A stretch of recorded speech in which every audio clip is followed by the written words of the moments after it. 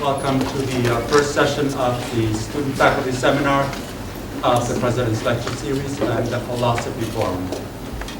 Our speaker this afternoon is Michael Dusil. He's an accomplished photojournalist. He has worked at many newspapers and is now assistant managing editor of photography at the Washington Post. He has been awarded 3 Pulitzers, and you will get a full account of his accomplishments this evening. But at 8 o'clock in the University Theater, he will talk about modern media. Montana? Is it the Montana Theater? Sorry. Troops? The Montana Theater? And Providence has seen to it that these are distinctive terms, right, Montana University? At any rate, it's in the Performing Arts Center. That's where it's going to be at 8. And this topic then will be modern media, a photojournalist's vision for the future. This topic this afternoon is storytelling through photojournalism, from Life magazine to modern multimedia. Please join me in welcoming Michael Dusil.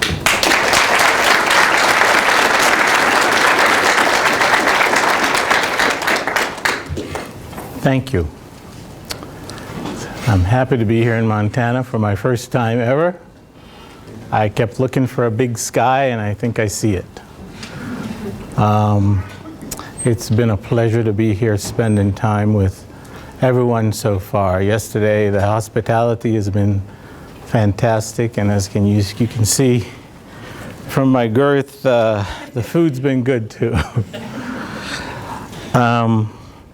I want to start off talking about journalism, photojournalism, the newspaper business, which is what I know most. I've been working in the newspaper business since high school. Started taking pictures for a newspaper as a sophomore in high school. There's a lot of talk about newspapers dying. And it's a bit distressing to me about newspapers dying, because it is the area that I love so much, the area of media that I love so much. I have many friends who have been laid off, many friends who have had buyouts, many friends who are moving on to doing something else other than photojournalism or other than newspaper. And it's sad. It's sad to me. But I do believe that newspapers are not going away. I believe that they're adapting. I believe that they're adapting to a new future. If it's going to be print, I think print will be around for a very long time. I think many people really like to have something in their hands.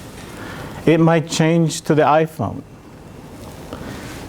It might change to podcast. It might change to Kindle. Whatever it's going to change to, I think I'm still going to be around to do it. Whatever it is. If it comes out of my glasses, you know, if it's on the mirror in my bathroom in the mornings, whatever. Newspapers are going to be around. If you all don't mind, I'll sit down a little bit because I'm dealing with a bad back.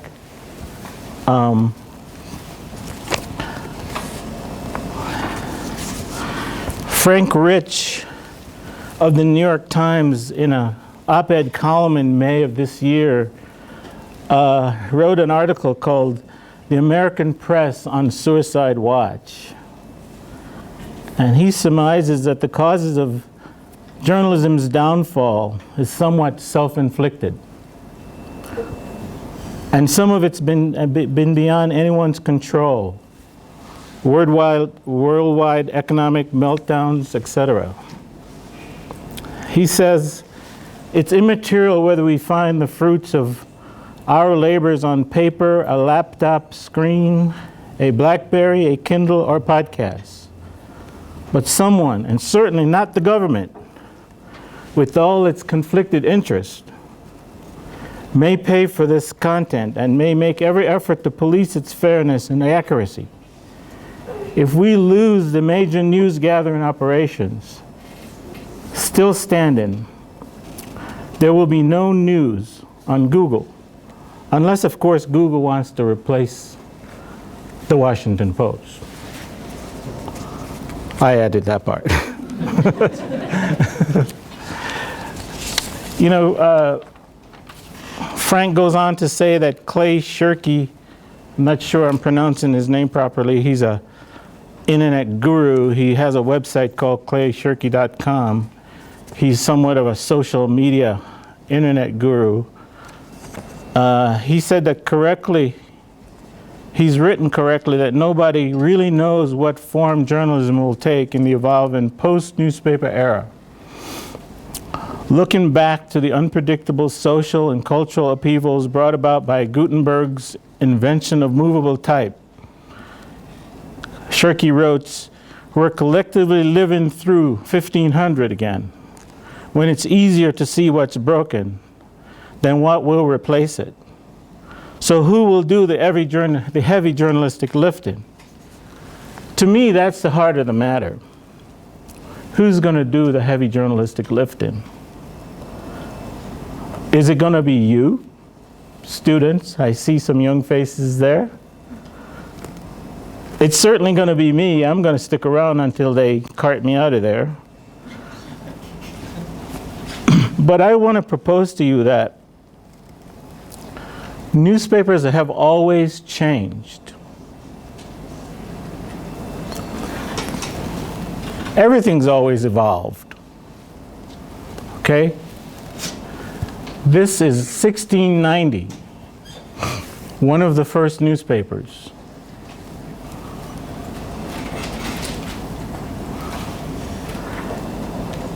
Any pictures there?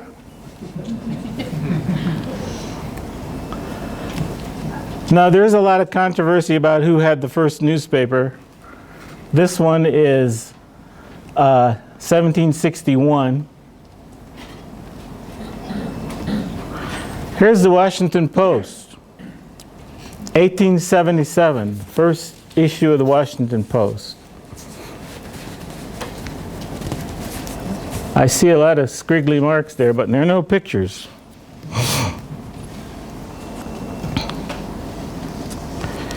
Sharkey is also quoted as saying that the Gutenberg Revolution is over.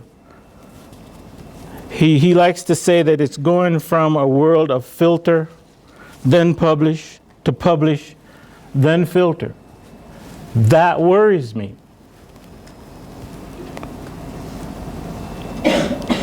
If I'm going to throw things out there on the web or in print without my journalistic experience or your journalistic experience, I think we're in trouble.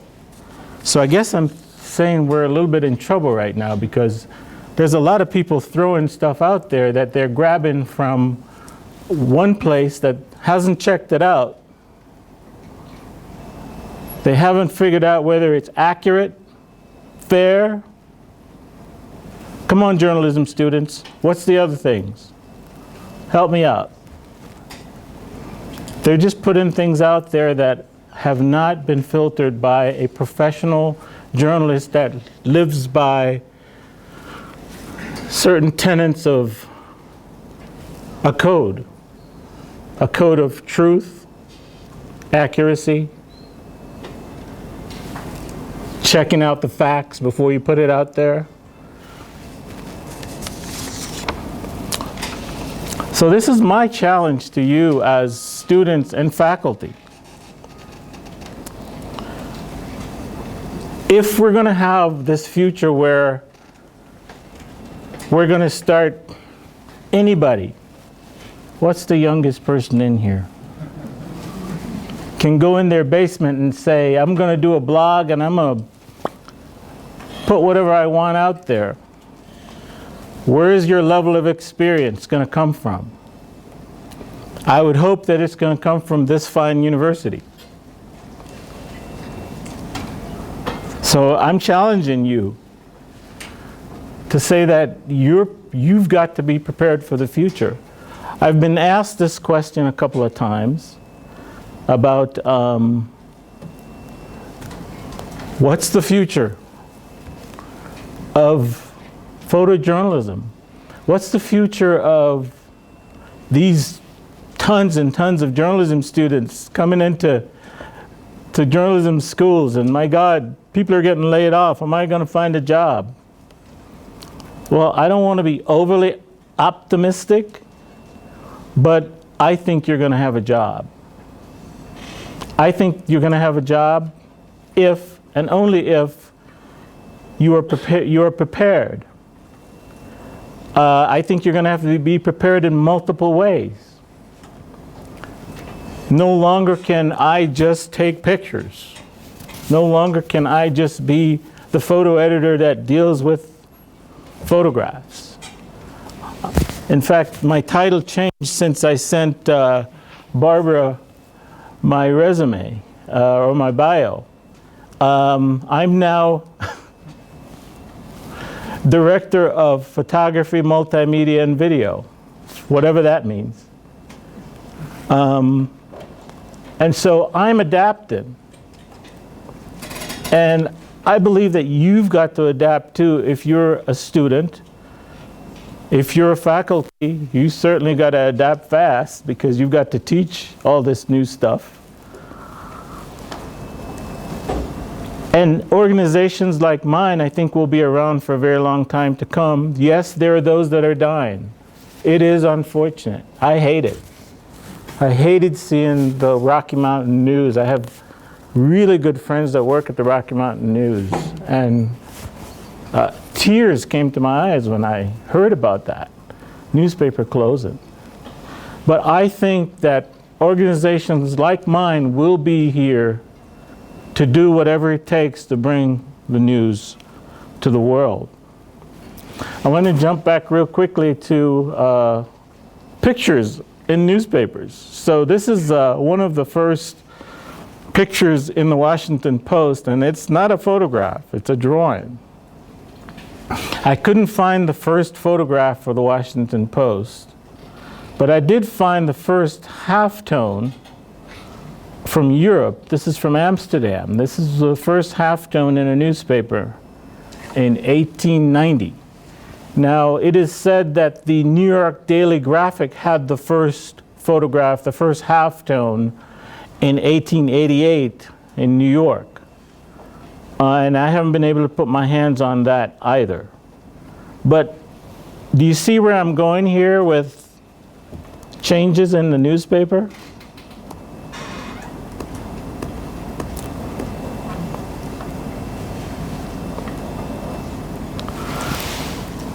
And I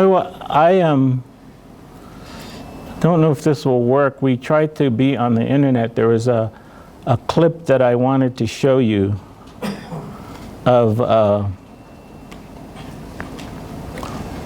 let me see if it will work.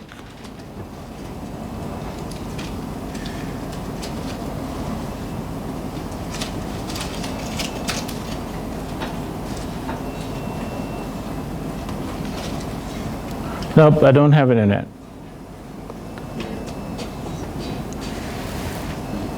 But in 1981, there was a video there's a video on YouTube that shows the beginning of the internet, and it's quite amusing because there's this program that's talking about how people are going to be able to read their newspapers on a computer. And there are no pictures, there's no design, it's just text, But boy, they were fascinated by the fact that newspapers were going to be on the internet.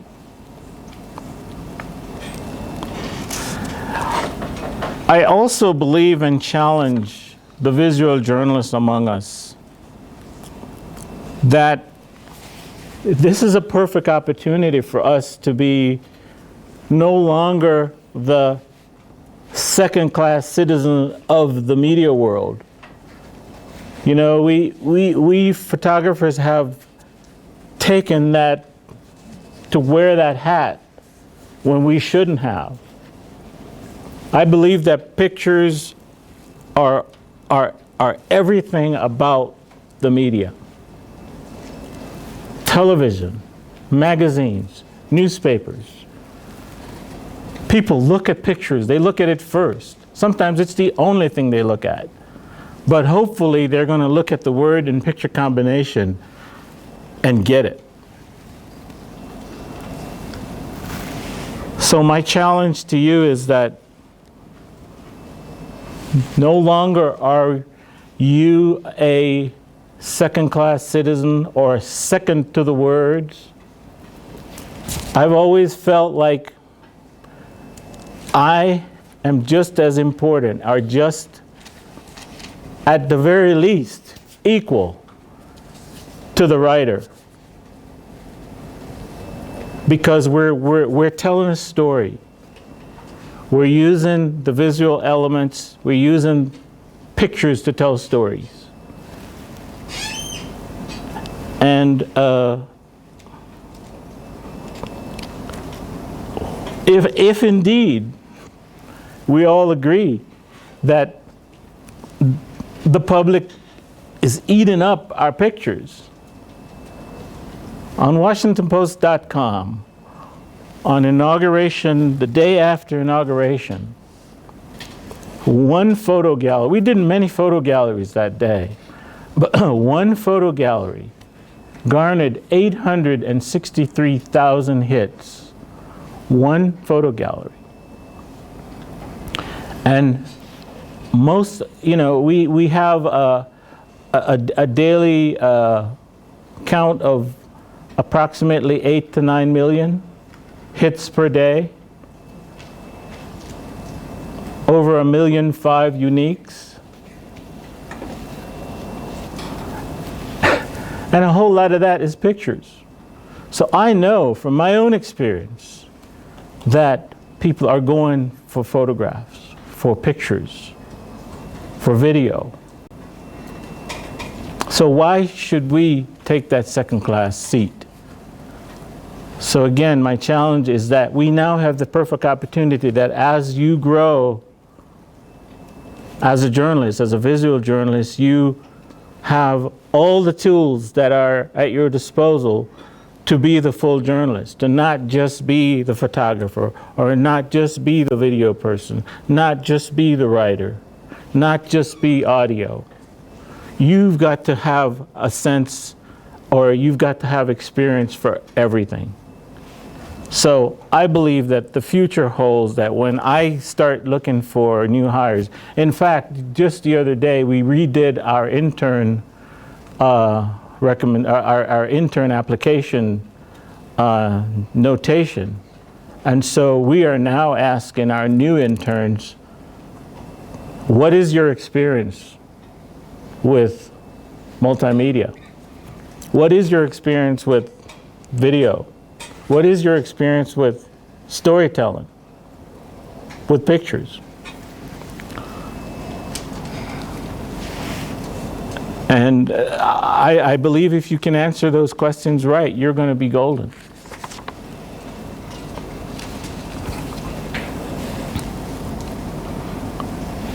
The other area that I think that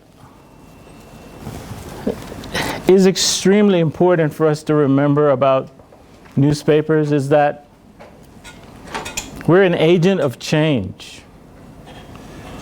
Newspapers have made such huge changes in our society.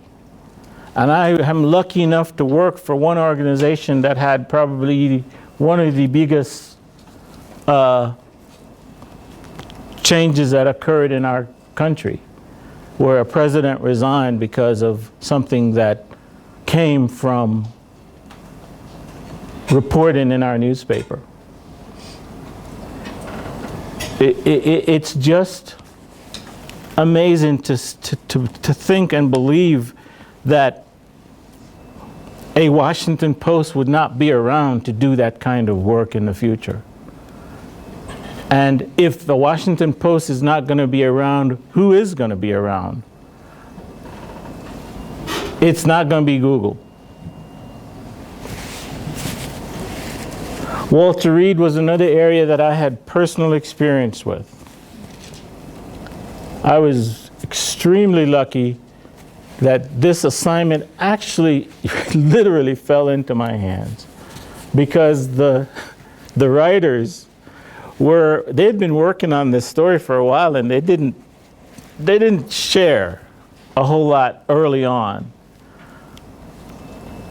But when they did come to us and say, you know, we've got this incredible story that we're working on, and it's now time for us to tell you more, because we've now checked it out to where we're sure that what we have is correct. And so we couldn't come to you for you to go blasting off, shooting pictures everywhere until we had it checked out. But we now know that there are problems at Walter Reed. There are problems with soldiers' treatment. And so, lo and behold, my editor just said, you know, I just want to give this to somebody that I know is going to handle it, because these are two top-notch writers that we kind of need somebody fairly senior to work with.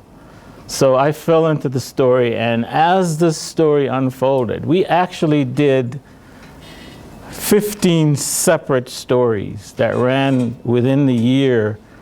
I started shooting I started shooting the previous year in late 07, and shot the whole year. Several different stories, because it wasn't just the treatment of soldiers in Walter Reed. I show this picture because I think that it is such a simple piece of crap picture, you know, that anybody could do it. A caveman could do it. You know, go in and shoot mold on the wall in this dilapidated room where soldiers had to live. And I said, okay, I'll go do it. But, you know, there's got to be more to this story than that. But the reporter was all excited about it, and I wasn't, but I did it. But then as we kept working on the story, there was more to it. They also found that soldiers were getting zero treatment for PTSD, and that the Army really did not, the military literally, did not really wrap their arms around PTSD. There was confusion. Some medical people believed that PTSD was real, and the tough guys were saying, buck up, soldier. You know, we've all gone through this. What about World War II? What about Vietnam? You know, and so we found that there was no real treatment. This guy was on his second tour and freaked out and came home and started trying to find treatment. He's from the Bronx. He lives in public housing projects, and those are real bullet holes. We went and talked to some Vietnam vets who were still dealing with PTSD and had their own little support group. A woman who was actually a civilian who went to Iraq and came back and was dealing with PTSD. you know, a soldier who got his head bashed in from a construction accident in Iraq and came back and couldn't get the services that he needed to make him well.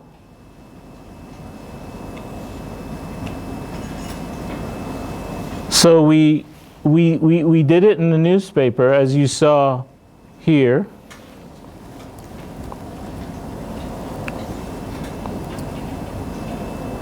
I'm sorry, I've lost my place here.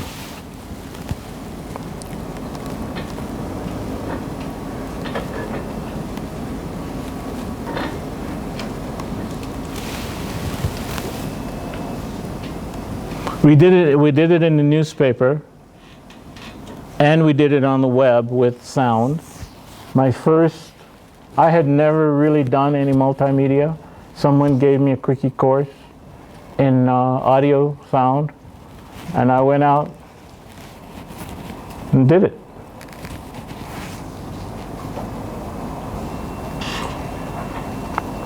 This guy is a 20-year-old now, was a 19-year-old, watched his sergeant get blown up in Iraq from an IED.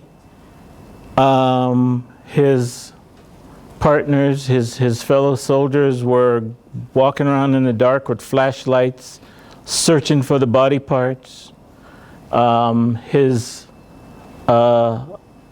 friend tells of them shooting at dogs to keep the dogs away from the body parts. So he's at Walter Reed trying to get PTSD and other medical treatment.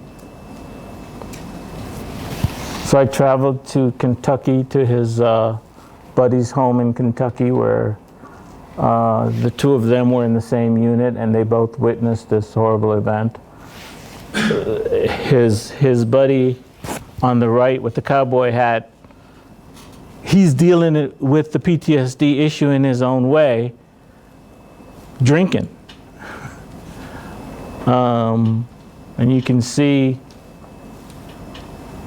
the lifestyle there, while the other is in Walter Reed trying to get the treatment. Another soldier here who is literally paralyzed from head to toe. Everything has to be done for him. And he had trouble trying to get the kind of treatment he needed. So I'm bringing this to you to say the power of the press, the power of the Washington Post brought this issue to the forefront. So what happens after the story runs? Congressional hearings. So here are the subjects at the congressional hearings. This is the main guy that, he's the guy you saw with the mold, my famous Pulitzer Prize winning mold picture.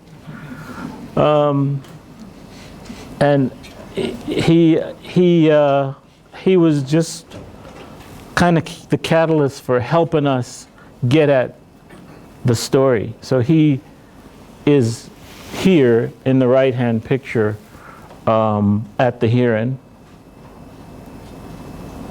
This is Sergeant Shannon. He's a sniper who was shot by an Iraqi sniper and lost his eye. So this is the general defending himself at a congressional hearing in Washington. And you know the story. One of his best quotes, and I'll never forget how Senator Mikulski of Maryland, who is about this tall, sat in her chair up there, and when he said that it wasn't his job to inspect, if she could have jumped from her seat and come down there and grabbed him around the throat, she would have. And he just sat there for about 20 minutes listening to her just rail at him. We continued the story late into the year. This is October. And then we also found out that there was also issues with suicide. This young woman was an Army medic, attempted suicide. And you could see that story is December 2nd. So we worked on it right up to the end of the year. By this time, I had been appointed AME, so I'm shooting and I'm running the department at the same time.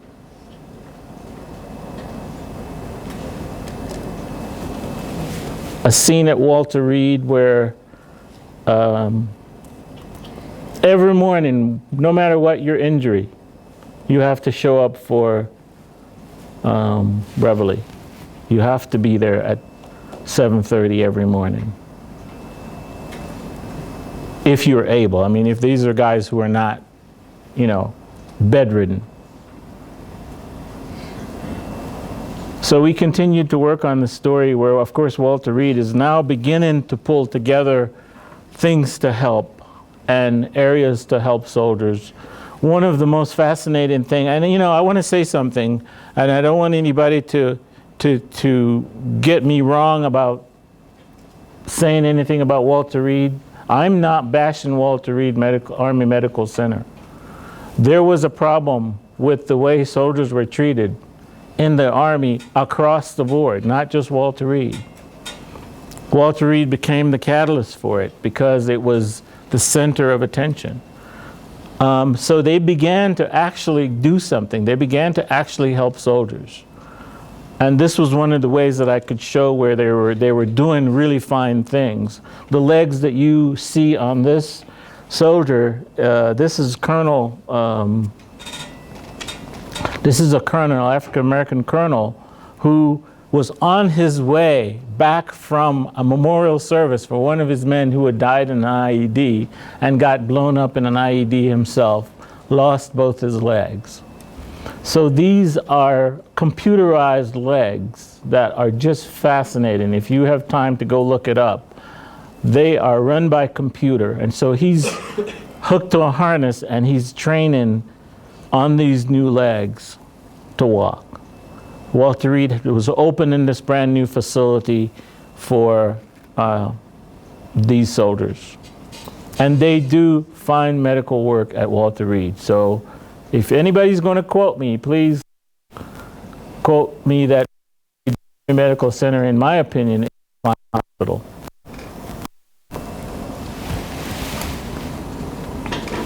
How am I doing on my 40 minutes?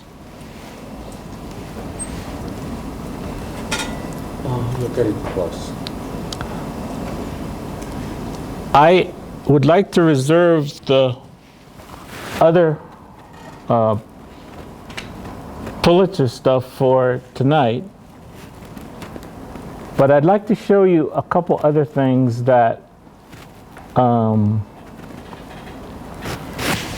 we've been doing at the Washington Post to,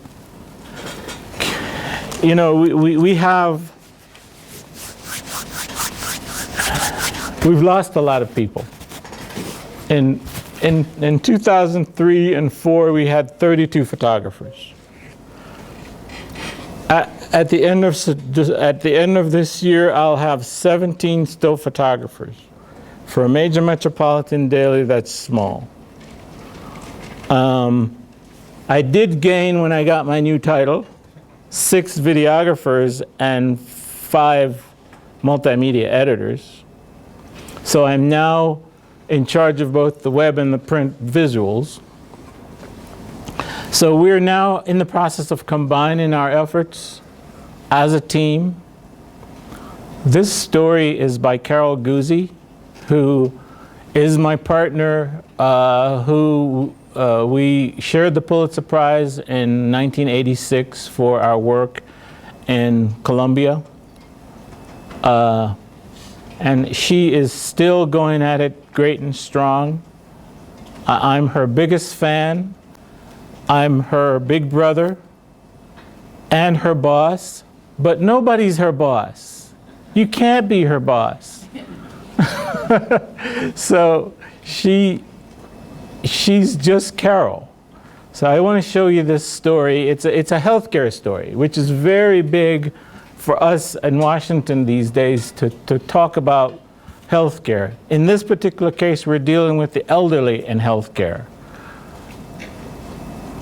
And if I can roll this, it's a 104-year-old that's taking care of a 92-year-old. Take a little bit now, come on. Come on. Classes, you drink some for Come her, on, drink now. right? Come on, drink a little bit. Drink some for class. Come on. One sister. Can we turn the lights down? They've been taking care of her for 20-some years now. She might not last too long, but I heard she'd be here with me. I'll be right with her till the end. Oh, Lordy. That's all I got. That's all I got. When the Lord get ready for her, I hope we're together. They love each other. Very, very. She take good care of her sister. That big baby. That classic big baby. We did a lot of things together, you know. Every Friday night, you would go to their home and dance. She could dance, kiss new boyfriends.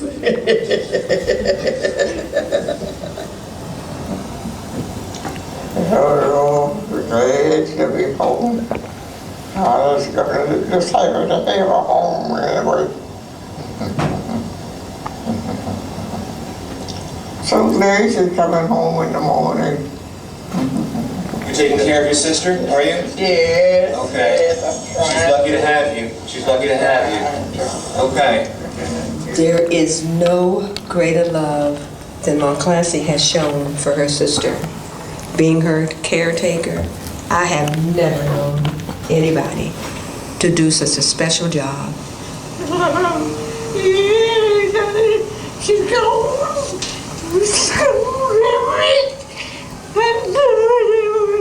She's gone, Everett. She's gone. She's gone, Everett. And you were such a good caregiver. What a wonderful big sister you are.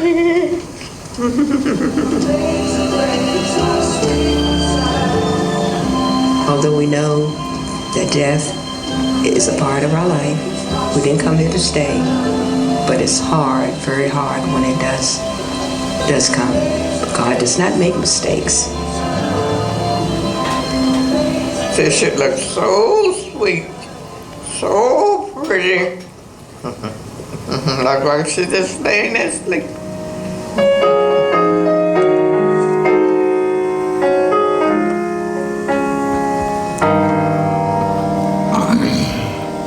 I've had some good days.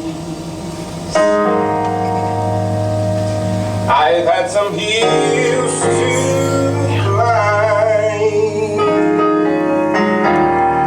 I've had some weary days. Have you ever seen And some sleepless nights. 100-year-old person? Even in her old age, in her sickness, she made sure that brother and sister was taken care of. God will give you strength to help you to move on.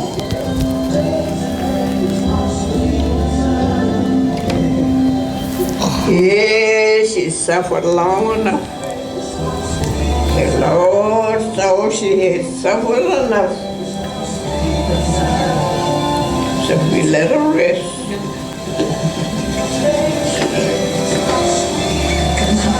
God has given me a good life. It was a long time.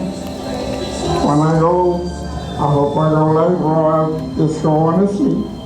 That's all right. I'll wait till I'll wait. Yeah.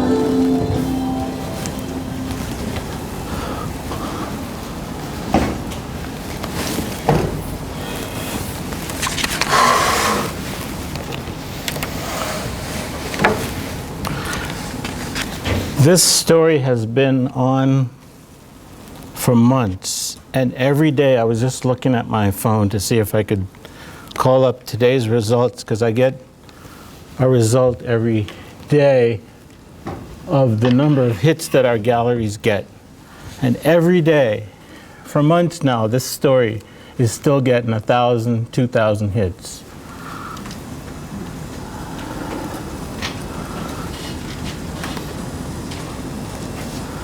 See if I can show you one more.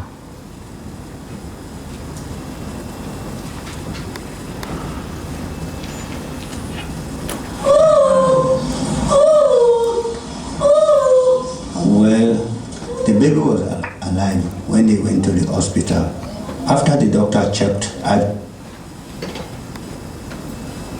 Go ahead, I was just... This story is about infant mortality in Sierra Leone, again by Carol. It is said that Sierra Leone has the highest incidence of both infant mortality and maternal. Mothers die at childbirth at extremely high rates, the highest in the world in Sierra Leone. yeah, and gave her drip, and then she was on the drip. I met her when I came. They checked her BP. It was okay, but a few minutes later, they discovered that it dropped exceedingly.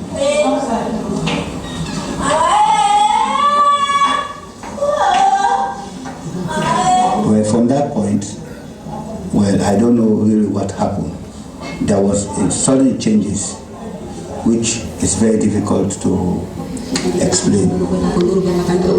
Be still, be still, be still, be still. In the name of Jesus, in the name of Jesus, in the name of Jesus Christ of Nazareth. Yeah, I pray over her to make sure that God intervened, but unfortunately, she couldn't make it. That's my problem. That's what I'm talking about. Who's going to be responsible for my children?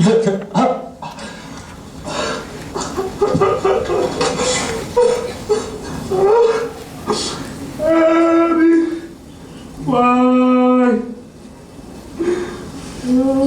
When some of the ritual water is rubbed to the stomach, when I can scratch her head, talk to her, Lord, I beg you, I love you, give birth safe. I love you, I'm your mother. I'm your mother. Forgive me. Whatever I have done to you, forgive me. Just like we did it in the hospital when somebody gets scared, afraid, you know. Some people, when they give birth to the first baby, it's very, very difficult to put them to bed. You have to talk to them, give them courage.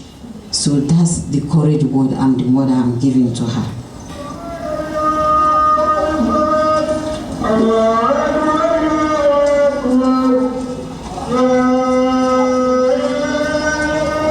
She was born 16th of May, 1980, and she passed away 21st of September, year 2008.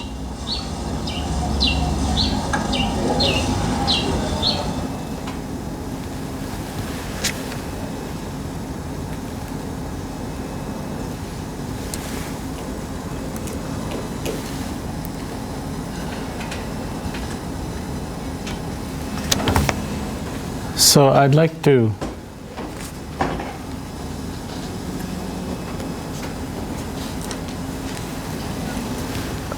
just read you this is actually a part of a goodbye speech that one of our foreign editor, who just took a buyout and left the paper. And in his challenge to us, the ones that remain, he writes,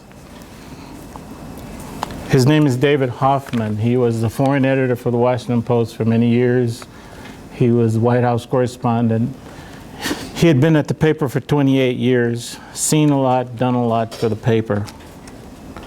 And just last month he was leaving and he gave this challenge to us at the paper.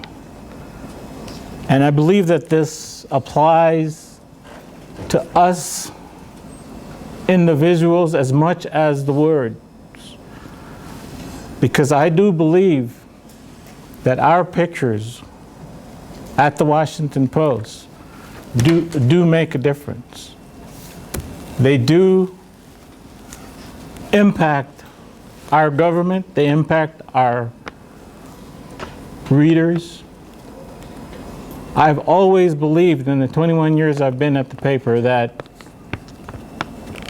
the president, the Congress, the leaders read my hometown paper. And I take that as a great, giant, big responsibility. So let me read what David had to say. It was September 1972, a few months after the Watergate break-in. Woodward and Bernstein unearthed the facts of the secret fund controlled by Attorney General John Mitchell.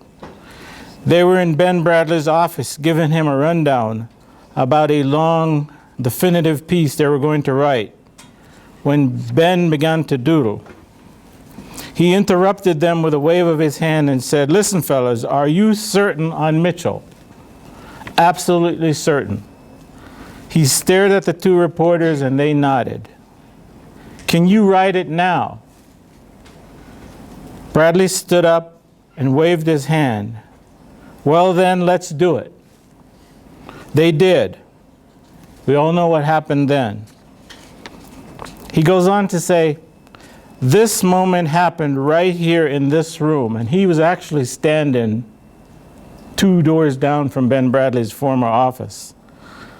In this room, in our time, it has happened in this room, in our time, and it has happened 100 times since then. We did the gutsy hard work of finding the truth. Lately, I hear a lot of doubts about journalism, uncertainty, and fear. My friends, doubts are the last thing we need. We are in the middle of an information revolution. People are inundated, just swamped with information. They need to make sense of it. They need to see through the clouds. We are their beacon. The only thing that can distinguish our light is forgetting who we are, forgetting our legacy, forgetting Ben's wonderful determination. This is what we're about. We discover, we reveal, we explore, and we must have no fear. Please, as I leave you, I beg you, don't be deterred from this great mission. Don't let the doubts distract you from our highest calling. You are the ones who will save the Post. You are the ones who will save journalism. Do not forget who you are and what you must do. And if you guys think that's only for me in the Washington Post, you're mistaken. Thank you.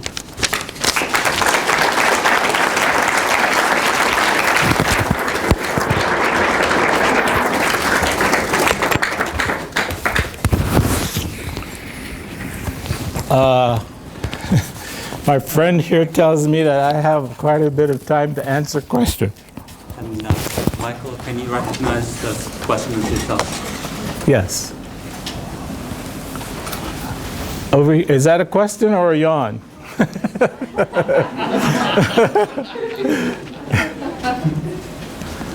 Yes. One thing that seems to be certain is that the medium is going to change from print to screens of some sort. And people like Frank Rich are sort of whistling in the dark saying, that doesn't make a difference, information is information. And I'm not sure that's so.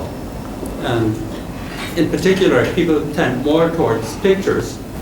You have access to their heart, but you got to get to their heads. and getting to their heads requires some attention, focused attention on stuff that's not easy to read. But you should read it. And if that stuff is right next to all kinds of other stuff, people are not going to do it, even if it's available on the screen. Isn't that a worry you should? It is a worry.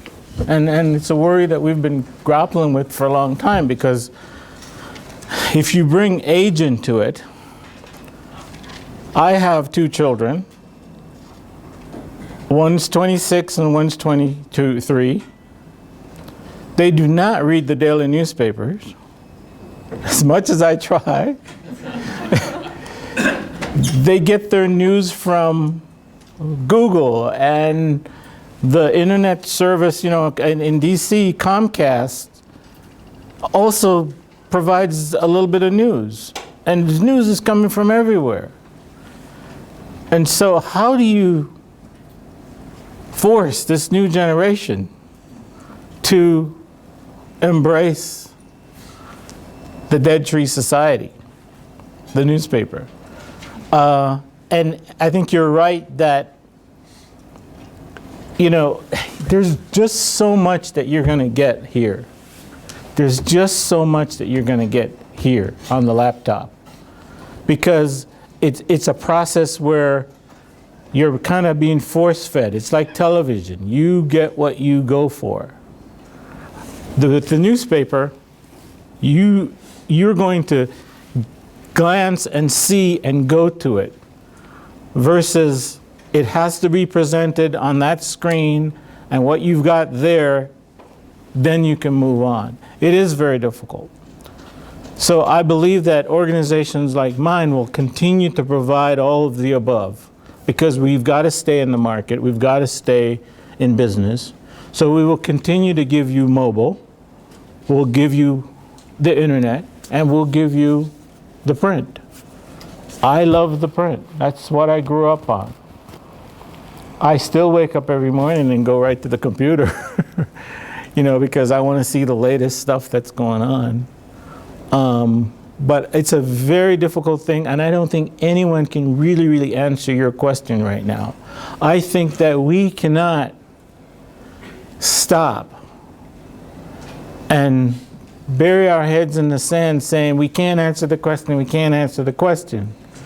We've got to push forward and keep working until it sorts itself out. I can imagine that somewhere when what was that date that I said, 1690, when the first newspaper came out, they were trying to figure things out. It's ugly as hell to me, but somebody was reading it, and they had to spend years and years and years to figure it out, to figure out the half tone, to figure out color. USA Today came on the scene in the mid-'80s, and it started to change the way newspapers looked, to, in my opinion, a not so great direction, because I think it became too much. Little of this, little of that, little of this, little of that, versus let me give you an in-depth story. Let me sit you down and tell you a story. We're storytellers. And I think that's what we've got to strive for, is to push forward, tell the stories the best way we know how, keep our journalistic tenets high, keep the government accountable, and anybody else who's out there that needs to be kept accountable. I can name a few, but I might sound too political, so won't go there. We'd have to push forward. You want me to say his name? The questioner's names? Your name? Jarek Wolcott. I'm a photo student here at the School of Journalism. Jarek Wolcott. And as a student, I just want to ask you a couple of questions. One, what do you think is the most important thing to your career? Like, was it your hard work, or your knowledge, or what was that? And then, as kind of to go along with that, you said earlier you have a job if you are prepared. And can you go into that a little bit more and what we should prepare in? Okay. I mean, you talked about new media, multimedia. Sure. But how do we do that the best way? Okay, let me try to answer that.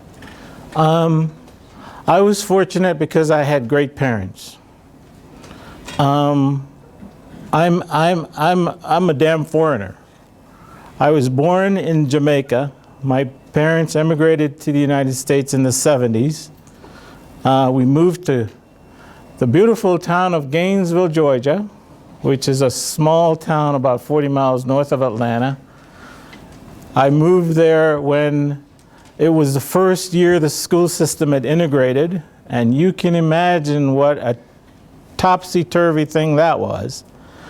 I felt like I just came from Mars because I didn't know anything about race relations or the American history of problems. So, but my dad, he was a minister, but he was also a journalist. And I just had great parents who taught us a lot about self-esteem and about hard work and perseverance. I mean, I watched my dad, who was a man who had multiple degrees and still, to make ends meet, had to take work as a janitor at one point in his life. So I attribute my success to my upbringing. And part of that is my work ethic. And it takes its toll. I've been through a marriage and lost it, and because I put too much time in the office. So it takes, being a hard worker does take its toll. Your second question. I think as visual journalists, one of the things that we don't do well is we don't write well. And we haven't taught ourselves to write well. And we haven't taught ourselves to conceptualize the story in all its forms, whether it's written or visual. So I'm not talking about fancy multimedia this, multimedia that. I'm talking about coming back to the basics. I'm a journalist. I'm a journalist first before I'm a photographer. And I think you've got to learn those journalistic skills and fine-tune them to the letter. Then you branch out and go for, okay, what areas do I really need to focus on? Okay, let's say you are a still photographer and you're pretty good at that, but what's your next step? Okay, do an audio slideshow. Carol Guzzi had never, up to about a year ago, never picked up a microphone to do audio with her pictures. And now I can't stop her. So you're combining sound with pictures. I'm not one of those people that think the world is going to be changed by video. I do not think our newspapers are going to become the YouTube of journalism. But for some reason, the bean counters think that video is going to revolutionize the newspaper business on the web because they're thinking of the TV model. Big money for advertising. And if you can make that connection, that's why everybody's going video. Now, having said that, I do love and appreciate a really good, well-done video. And so I believe that the next step would be for the visual journalist to learn to do really good video. At lunch, we had a great discussion, and I do believe that we should not follow the current TV model. As newspaper or magazine or modern media, visual journalists, we should not follow the current TV model of the stand-up interview. Breaking news, get to the scene, set up a camera, have somebody stand in front of the camera holding a mic in front of them. That's not breaking news to me.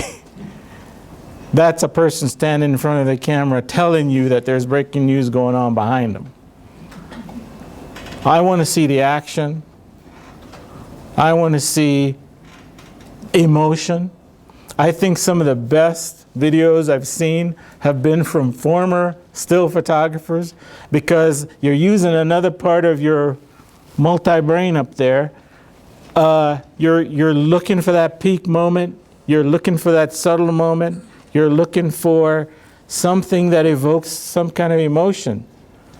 And to me, how are you going to do that shooting somebody holding a microphone? So if my tip to you is get rid of the TV model out of your head for video, and if you're going to do video, shoot the action. And don't forget, wide, medium, tight, panoramic detail. That's so simple. Wide, medium, tight, panoramic detail. And you've got to do that in video, you've got to do that for your still story, you've got to do that for all of the visual things you do, because when you come back and you're editing, you now have the whole thing. You could throw that out and piece it together. So do you see where I'm going with this? You start with strong journalism, and then you start adding your experience, because next November 1st, the Washington Post deadline for internship, I'm no longer going to just look at your still pictures and go, oh, this guy's really good. Now I'm going to have to go, well, if I send him to a situation and I need for him to do, or her, I don't mean to sound chauvinistic about it, if I need you to do it all, you can. So that's what I mean by be prepared. But go back to the basics of strong journalism to start with. And my biggest regret was that I wasn't a better writer when I was in college. I was spending a whole lot of time on learning to take really good pictures and less time learning to be a really good writer. And I regretted it in my later years and went off to get a master's degree, and still I have issues with the way I write. But I think that's a talent thing too. I hope I answered your question. Here, your name? My name's Kenneth Billington. I'm sorry? Kenneth Billington. So my question is, I guess I kind of have two-part question as well. But the first one was, you just mentioned that you struggled through a marriage and balancing your life with your business, with your work, basically as a photojournalist, and all the things that you've seen and sort of dealing with these hard issues that you photographed. And I guess the first question is basically, what is it that makes you tick? What is it that continues to drive you forward and to push for something better and more important and more meaningful in your life with your photography? And then the second part question is, looking through some of the photographs that you showed us, I was curious more so about, as a photographer, what is your approach to some of these scenes that you're sent to, in terms of both with still life, but then also multimedia coverage, and starting to think about, low angles and shoot through things, and that sort of thing. That's a big, long question. Yeah, I'm still struggling with that balance thing about my life. I'm engaged. I'm going to get married on October the 10th to a photojournalist. Yeah. She just got back from Afghanistan yesterday after being there since May. She was embedded with the Marines for 5 weeks, trudging around in 130-degree weather. But we are going to make a life of it. We share a common bond. We share. We both love art history, so our honeymoon will be in Florence, Italy, going to the museums. So I'm hoping to kind of work on this balance thing and not be so, you know, I'm not just type A, I'm triple A. I am in the office from 9 to 9, sometimes 9 to 12, and it's too much. It takes its toll. I'm working on that balance. So I do believe that you're better when you have balance. And that's one thing I didn't take into account. That if I kind of get into the world around me and experience something else other than work, that it makes me better because I'm broader, I'm more rounded. The work. I'm not sitting here telling you that it's going to be easy for you to walk into a situation and I'm going to go do multimedia, video, photo, do it all. It's nearly impossible. But I think that you, again, strike some balance in your learning process. Take it step at a time. Learn one thing, master it. Learn another thing, master it. Then you're able, when you can choose the right situation, because I think one of the things that we do as editors and as journalists is we've got this chaotic world that we've got to make sense of. So we're choosing, we're making choices constantly about which person am I going to photograph? When you walk into a room, I can find the person that's going to give me the best juice. And so you're making those choices. The way you shoot, I think, is a almost perfect thing. I mean, it's an almost personal thing. My good friend William Allard is in the room. I don't know if you young people ever heard of National Geographic magazine? You know, if you ask Bill about style and layering and multi-dimensional thing, I think he'll tell you, I just want to take great pictures. I want to go and I want to make you feel something. Michael, yeah? I think you would agree that I think one of the things that keeps an answer to your question is you really have to care.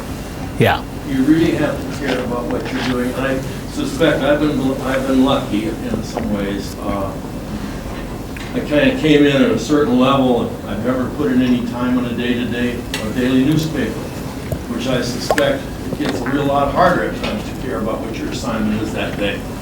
Yep. But if you don't care, you're not going to do superior work. That's right. Indifferent. It ain't going to happen. That's right.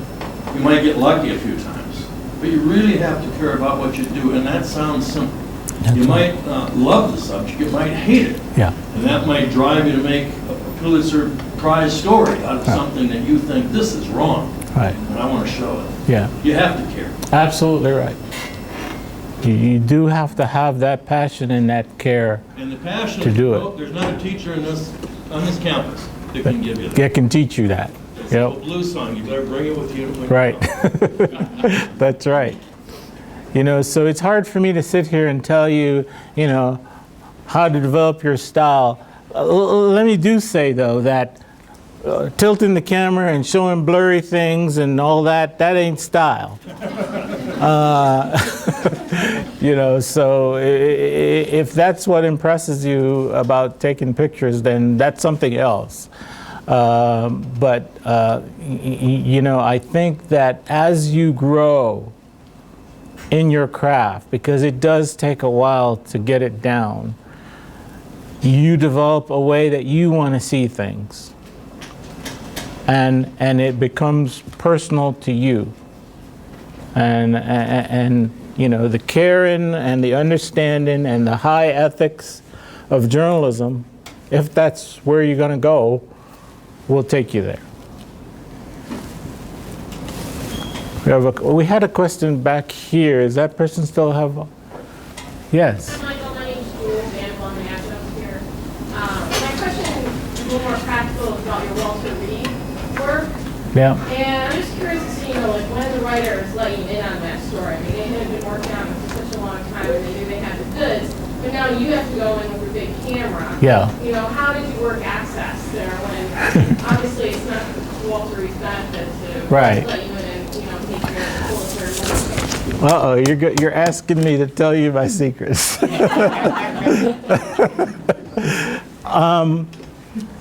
Walter Reed, when you go on any Army base, some of them you do have to have prior permission to go on. Walter Reed, you can go on, but you have to show identification. I simply didn't show my Washington Post identification. I showed my driver's license that said, Michael Ducille. And I didn't carry a whole bunch of cameras hanging all over me.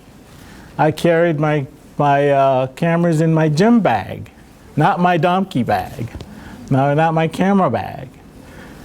And so I would go and meet these guys in their room and hang out with them, or if I was outside, I would sneak a shot here and there outside where there wasn't any security, because I would have been hauled out of there by security. But back to the reporters when they told me, the reporters, they're good friends of mine. Their answer was, we didn't bring you in earlier because we really needed to get the facts straight. Because we thought we had it, and we went and had a meeting with our editors, and they say you didn't have it, so they kept working, and they brought us in. But once they brought me in, they were pretty open. They treated me as a full partner once I understood where we were going with the story. Thank you, Michael. Okay, thank you.